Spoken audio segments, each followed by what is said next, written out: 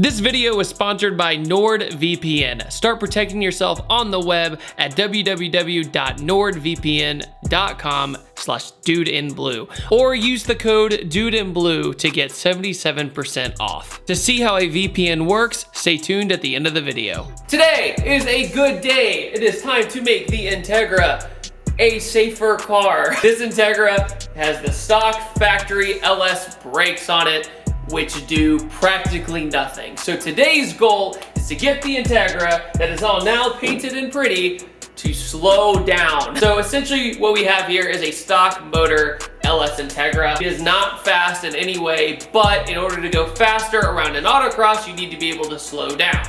So in order to do that, we have a Wilwood brake kit specifically for Hondas and Acura. So let me show you real quick. Here is our 4-piston Wilwood brake caliper. This is the baby that's gonna be slowing us down with the Integra. And believe it or not, it was not that expensive compared to other brands. It was definitely worth the money to get kind of the best of the best with Wilwood. And I'm here with Mr. James Wood. What do you think? Do you think it's gonna be difficult, or do you think we're all good? I don't think so. I think we'll be all good. So luckily Wilwood basically made this just straight on a bolt-up kit.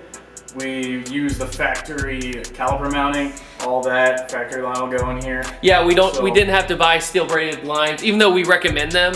But in order just to get them on the car right now, we're just gonna use what we have at our disposal and see if it bolts on. So let's get started. We accidentally forgot to take the lugs off while it was on the ground. So I'm gonna hold the brakes for James and we're gonna get the wheels off. So first things first, the one thing we are worried about this today is if the calipers will clear my RPF1s, because we're not sure if the offset's right for it, but we'll see. Here we go.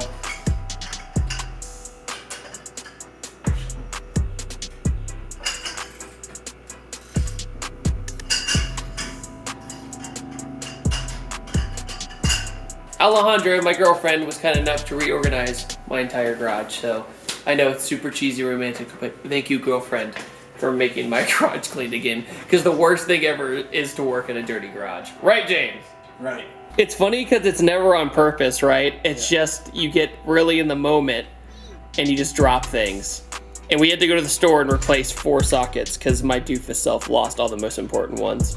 Was it 8 mil, 10 mil, 14 mil, and 9 mil, I think? Something like that. So we think our offset's correct, but we won't know until the caliper's on there. So we got 2 that we gotta take off the pull caliper. Man, James, I wonder why this car wouldn't stop in time for an accident. We were just talking earlier in the car when we went to go on the tool run that I feel like that 4-piston brakes are the same system like Brembo's and Wilwood's. I feel like those should be standard because the pads are so easy to take out as well. The pads literally just slide in and out of the caliper. Meanwhile, old school brakes, you know, you have the bracket and everything else, and it's a lot more taxing. Point of the matter is, it would make life easier for a lot of people. Oh yeah, by the way, James, we need to do your infomercial plug for your channel as you do this. Oh yeah, so we are getting close to 1,000 subscribers, as I failed to pull this off. I'm starting drifting now, so if you're a fan of drifting, go over to my channel, just search James Wood, or James Wood RX-7. In a rotary. Yeah, and the RX-7. So hopefully I see you guys out there and see you guys subscribe to the channel. A lot of dust and stuff, but check out the Baltic under the LEDs. It looks so good. Smurf over there. I need to change Smurf's Pro Charger tensioner and belts. And it was actually a nightmare to get those parts, but they're shipping to me now. So hopefully we can get that fixed up. Yeah. Do we have zip ties? Yeah, I got plenty. Okay, yeah. Cool. So James needs zip ties. I got zip ties. I got the small black ones. I got the long black ones. I got a whole bunch of stuff. We good. Look at all these zip ties. Are you so proud of me? Ingenuity at its finest. James is doing is taking the caliper and zip tying it to a location so we have room to remove the rotor. The really great thing about the Wilwood kit, it comes with the hardware you need. So that's another thing you don't need to sweat about. Most of the time, you should research, make sure that your offset fits the brakes. But since I did the wheels first and then the brakes, it's kind of hard to know if it's gonna fit or not. But you know, you could return the part, it's a pain in the butt. But before we got started on this install, me and James had an amazing genius idea to do this. Good news, they fit. The thing though is take the wheel off, Mr. James. We zip tied the caliper in place to see if it even mattered to do this entire install. So had this not fit and this hit the wheels, we could have just wasted so much time doing this install and then the wheels not fit. So we just made sure before we went ahead and did everything that it fit. Next step was very quick. Take the rotor off. These two screws, two locating screws that just held the rotor onto the hub itself. They're sitting these countersunk holes. These guys. Normally they're a giant pain in the ass to take off. These came off really easily, but it just kind of depends. Sometimes they're rusted on. When you throw these back on, throw NECs on there, and you won't have problem. You will not have a problem in the future. Yeah, it's not like we're taking the whole hub off. That's where things get annoying. We have to have this giant socket to get it off and do cotter pins and all that jank. This is just simply changing the rotors. Yep. Oh, I can't wait for this part. I haven't even looked at the rotors yet. There we go. All right. Whoa. Big boy rotors. These things are huge. Look at that. That's awesome. Just going that way. Yeah. I'm dying for my allergies here in Atlanta, so I'm gonna close the garage door because the lighting's kind of screwed up too. So. There we go. Here is our supplied Wilwood hardware that we mentioned earlier. And it's essentially the same nuts and bolts as the stock Integra, just a little bit nicer and new. Look at the difference. Sweet. All right, so first step, basically do everything backwards, right, James? Always. Slap one of these guys on here.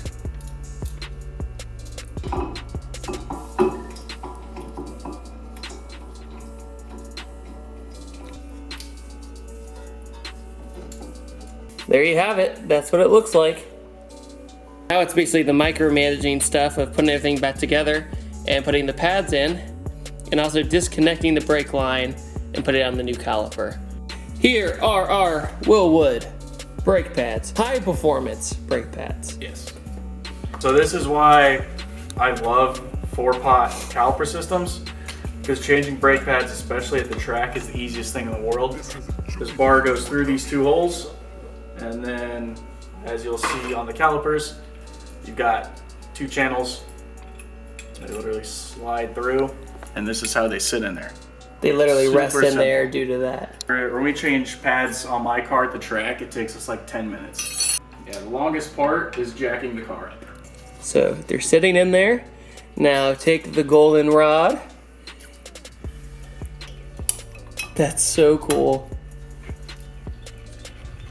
Yeah, it's just leverage on the bottom. It's bending a little bit. See it? Yep. There it is.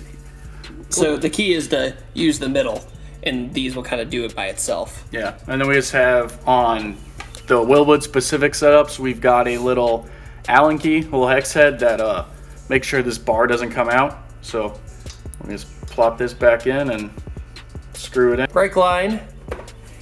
Make sure you have stuff to kind of clean it up, because brake fluid is nasty stuff. It can eat paint, it can cause rust, it can do a whole bunch of stuff. It's actually why this car had rust on it.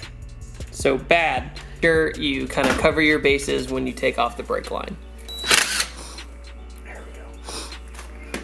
Thank God for impacts. Yep. Come on. Missed my whole bag, but you know. We'll clean it up. Okay. There it is. Here's the old guy. There's the new guy. Mr. James is sad. Why is Mr. James sad? I broke your banjo bolt for the caliper. Too strong. Too strong. Look at this, guys. Straight up. Snap this thing in half. So we'll go to advanced and find a banjo bolt to use. So James just freaking killed it. He just did this side in about 10 minutes. But we still broke that bolt. So we gotta go get another one.